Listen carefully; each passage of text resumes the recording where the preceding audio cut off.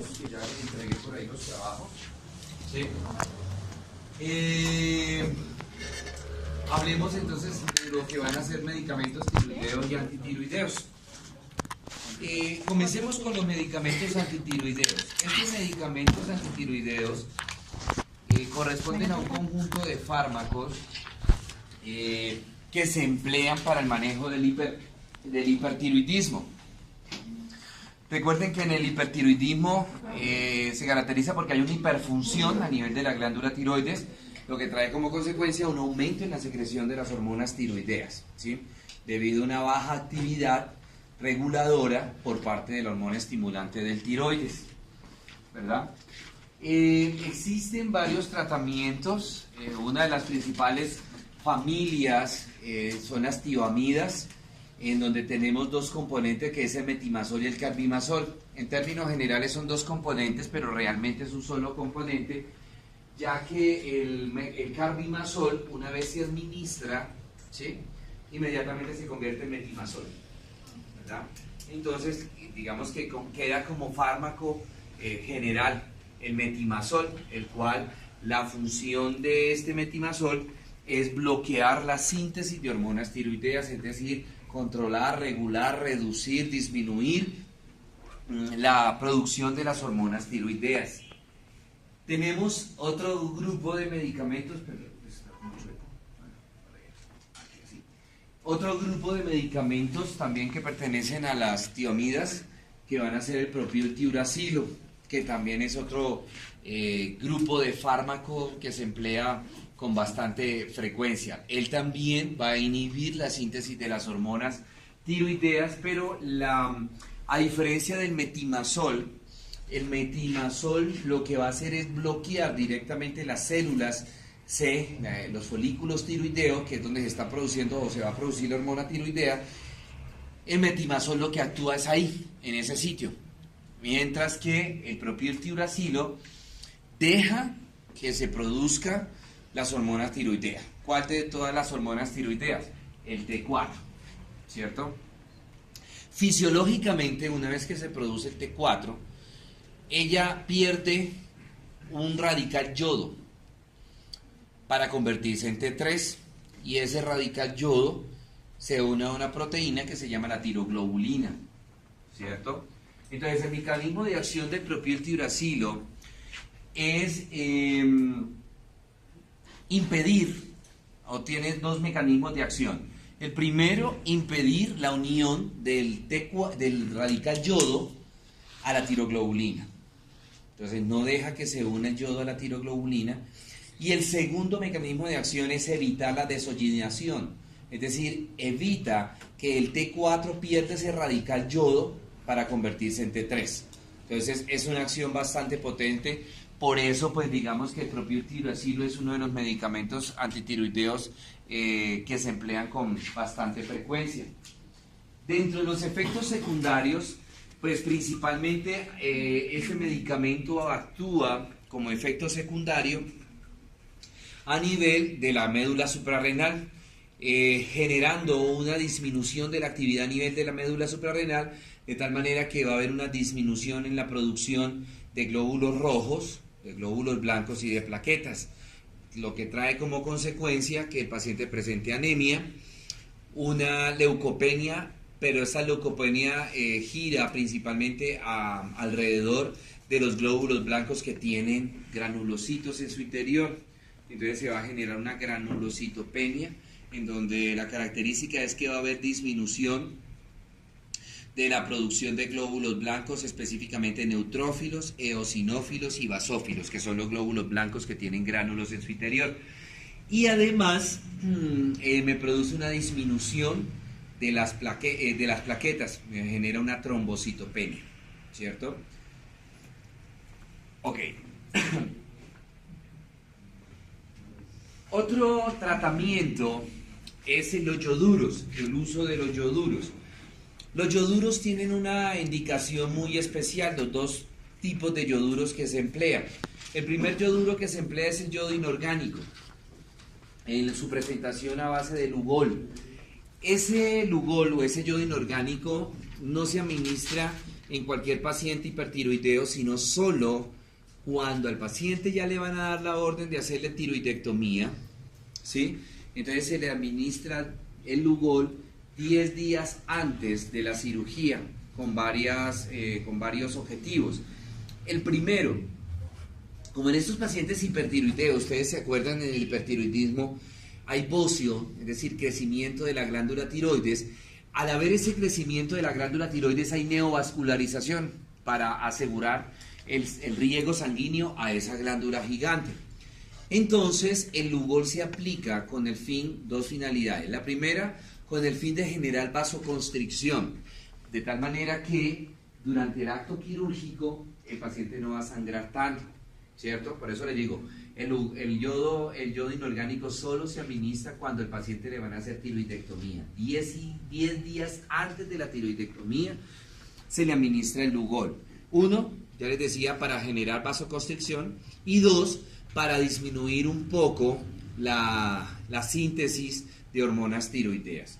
Entonces ustedes van a decir, pero entonces ¿por qué no le dan Lugol así no lo vayan a operar? Porque el efecto de ese Lugol relativamente es, uno, es bajo, no es muy potente que digamos, y dos, acuérdense que me genera vasoconstricción, entonces me puede lesionar la glándula tiroides, ¿cierto? Entonces por eso solo cuando el paciente se le va a operar. El otro tipo de yodo es el yodo radioactivo, que es el yodo 131. Este también es un tipo de tiroidectomía, es un tipo de cirugía, pero es una cirugía no invasiva. Esta es una cirugía química, por así decirlo, donde se le administra el yodo 131 al paciente, y el yodo lo que va a hacer es destruir, quemar la glándula tiroides. ¿Cuál es el inconveniente del yodo radioactivo? Bueno, el del Lugol, yodo radioactivo, y de ahorita que vamos a ver la tiroidectomía, que teníamos un paciente hipertiroideo, y si yo le quemo la glándula tiroides con yodo radioactivo o con tiroidectomía, ¿cómo me quedará ese paciente?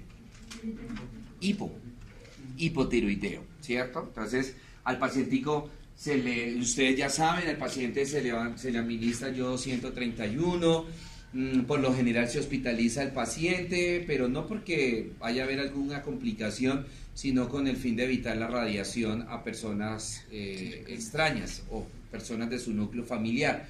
Entonces se le hospitaliza es porque el paciente queda emitiendo radiación.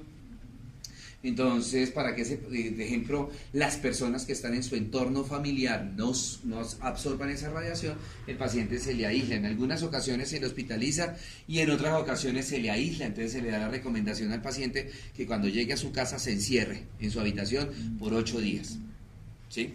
Y que nadie esté en contacto con el paciente. ¿Listo? Bueno, muy bien.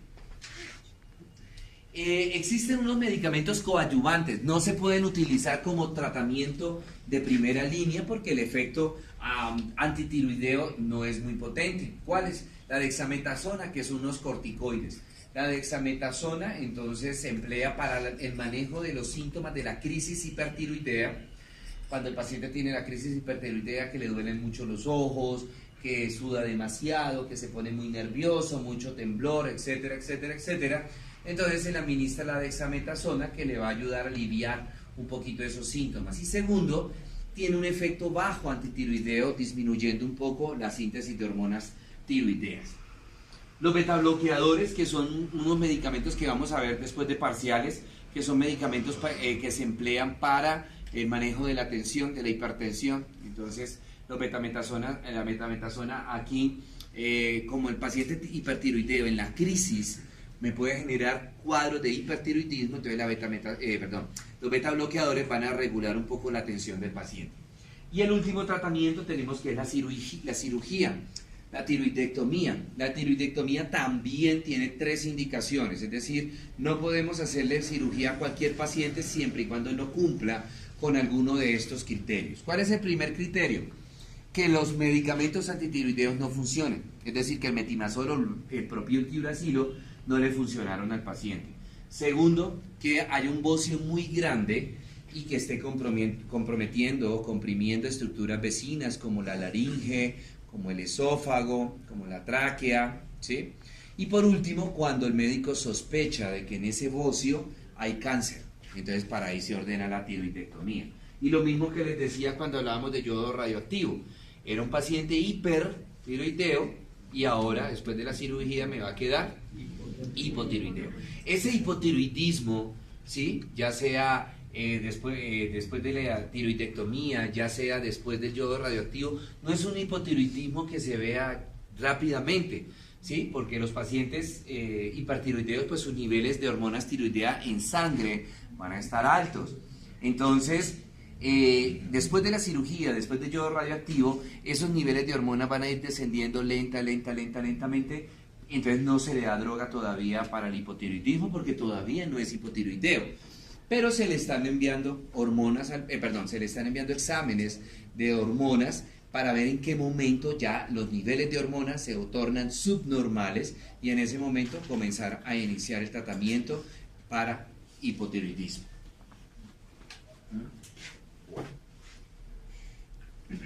Ahora pasemos a hablar del hipotiroidismo. Recordemos pues que en el hipotiroidismo es todo lo contrario al hipertiroidismo, ¿cierto? Lo que existe es un hipofuncionamiento de la glándula tiroide que se traduce en una disminución de la producción de las hormonas tiroideas, las cuales no obedecen, por así decirlo, la hipófisis, y la hormona estimulante del tiroides se encontrará aumentada. En esos pacientes, entonces lo que hay que darles son hormonas tiroideas, ¿cierto? Para estimular la síntesis de la hormona tiroidea, para estimular no solamente la síntesis de hormonas tiroideas, ¿sí? De la T4, sino también el proceso completo, la desoxigenación, es decir, que ese T4 pierda un radical yodo para que se convierta por un lado en T3 y ese radical yodo que se perdió, entonces se une a la tiroglobulina, ¿verdad? Esa tiroglobulina es la proteína transportadora de ese T3 para que haga su mecanismo de acción y ese radical que se unió a la tiroglobulina, entonces se va a unir con otros radicales, con 3 radicales más yodo, para formar una nueva molécula de T4. Bueno, aquí tenemos en el mercado, entonces tenemos la levotiroxina, la tiroglobulina, el T3 sintético, el T4 sintético, la triyodotironina, ¿sí? Es importante recordarles que en un paciente con tiroides, ya sea hiper o hipotiroideo, el tratamiento es de por vida, ¿sí? La glándula tiroides es como muy, en ese sentido, la glándula tiroides es bastante celosa para que el medicamento, el fármaco, la logre controlar, ¿sí? Lo que sí se han visto en los pacientes es que empiezan con ciertas dosis relativamente altas y con el tiempo se le logra disminuir la dosis, pero muy raro el paciente en el que tengamos que suspender el tratamiento, ¿sí? Porque por lo general la glándula se torna bastante resistente a esa actividad. Pregunta de tiroides.